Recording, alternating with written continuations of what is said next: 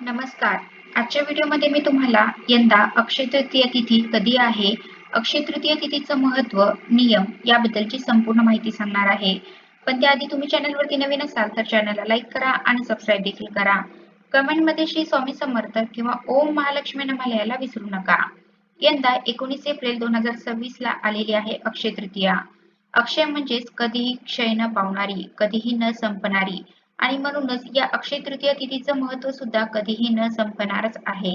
कारण अक्षय तृतीयेचा दिवस 3.5 मुहूर्तांपैकी एक आहे. त्यामुळे जर तुम्हाला नवीन घर, वाहन किंवा कुठलीही नवीन खरेदी करायची असेल, तर त्यासाठी 19 एप्रिल अर्थात अक्षय तृतीया अत्यंत उत्तम दिवस आहे. तुम्हाला नवीन काम सुरू करायचे, त्याचबरोबर तुमच्या आयुष्यामध्ये काही नवीन गोष्टींचा शुभारंभ करायचा आहे, त्यासाठी तुम्ही अक्षय तृतीयेचा दिवस निवडू शकता. जी यंदा आलेली आहे 19 एप्रिलला. 3.5 मुहूर्तांपैकी एक असल्यामुळे अक्षय तृतीयेच्या दिवशी तुम्हाला कुठलाही मुहूर्त बघण्याची गरज नसते. या दिवशी तुम्ही लग्न, साखरपुडा, मुंज किंवा इतर कुठलेही धार्मिक शुभ कार्य करू शकता. त्यासाठी तुम्हाला काहीही बघण्याची गरज नाही. पण तुम्हाला माहिती आहे का, तुम्हाला जर अक्षय तृतीयेचा खरा लाभ घ्यायचा असेल, या तिथीचा लाभ घ्यायचा असेल ना, तर या दिवशी तुम्ही जप, होम, दान या गोष्टी जर केल्या तर त्याचं पुण्य अक्षय असतं. म्हणजेच कधीही न संपणारं त्याचं पुण्य असतं. बरं अक्षय तृतीयेचं महत्त्व इतकंच नाहीये बरं का, तर अक्षय तृतीयेच्या दिवशी परशुराम जयंती सुद्धा असते, बसवेश्वर जयंती असते, हयग्रीव जयंती असते, नरनारायण जयंती असते. इतकंच नाही, अन्नपूर्णा जयंती सुद्धा असते. आणि म्हणूनच अक्षय तृतीयेच्या दिवशी गॅसच्या शेगडीची पूजा करायला सांगितली जाते. सकाळी उठल्याबरोबर गॅस लावण्याआधी गॅस स्वच्छ करून पुसून हळदी कुंकू फूल वाहून गॅसच्या शेगडीची पूजा करावी म्हटलं जातं. कारण ती अन्नपूर्णेचीच पूजा केल्यासारखं असतं. अन्नपूर्णेची पूजा या दिवशी आवर्जून केली जाते. तुमच्या देवामध्ये छोटी अन्नपूर्णा असेल तर त्या अन्नपूर्णेची पूजा, तिला संपूर्ण सागर संगीत नैवेद्य या दिवशी आवर्जून दाखवावा. या दिवशी लक्ष्मी मातेला प्रसन्न करण्यासाठी सुद्धा काही उपाय केले जातात. ते बघू आपण पुढे. पण भगवान श्रीकृष्ण असं अर्जुनाला सांगतात की अक्षय तृतीया ही जी तिथी आहे, या तिथीला करण्यात आलेलं दान, हवन तसंच देव आणि पितर यांच्या प्रती केलेलं जे कार्य आहे ते कधीही व्यर्थ जात नाही.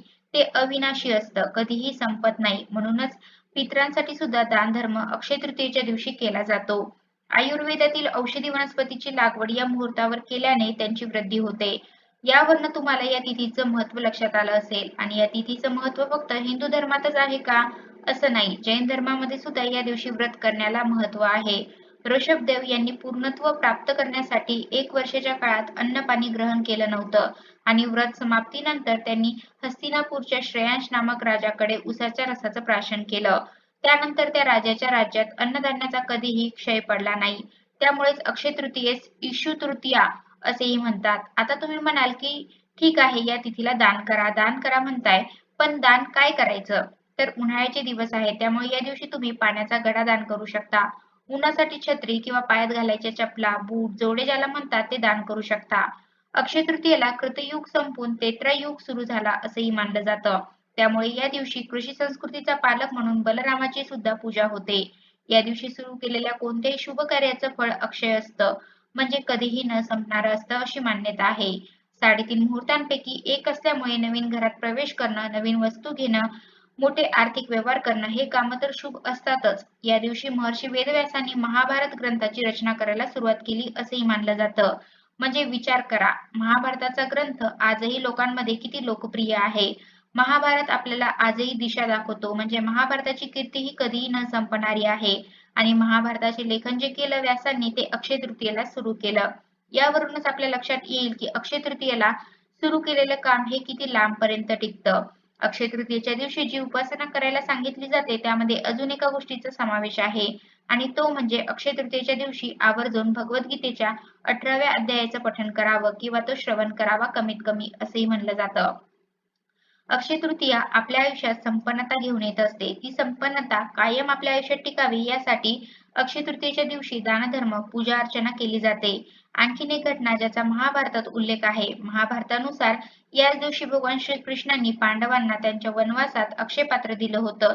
हे अक्षय पात्र म्हणजेच ते कधीही रिकामं होत नसायचं, कायम अन्नाने भरलेलं असायचं, ज्यातून पांडवांना अन्न मिळत असे. अशा अनेक पौराणिक कथांचा संदर्भ या अक्षय तृतीयेच्या तिथीचं फार महत्त्व समजून सांगताना देता येईल.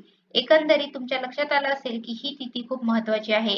या तिथीला पूजा अर्चना, दानधर्म नक्की करावा. पण त्याचबरोबर काही नियम सुद्धा पाळावे. अक्षय तृतीयेच्या दिवशी चुकू नये, खोटं बोलू नये. अक्षय तृतीयेच्या दिवशी घरात वादविवाद, भांडण, कटकटी अजिबात करू नये. त्यामुळे आर्थिक नुकसान होतं, माता लक्ष्मी नाराज होते. त्याचबरोबर अक्षय तृतीयेच्या दिवशी ब्रह्मचर्याचं पालन करावं.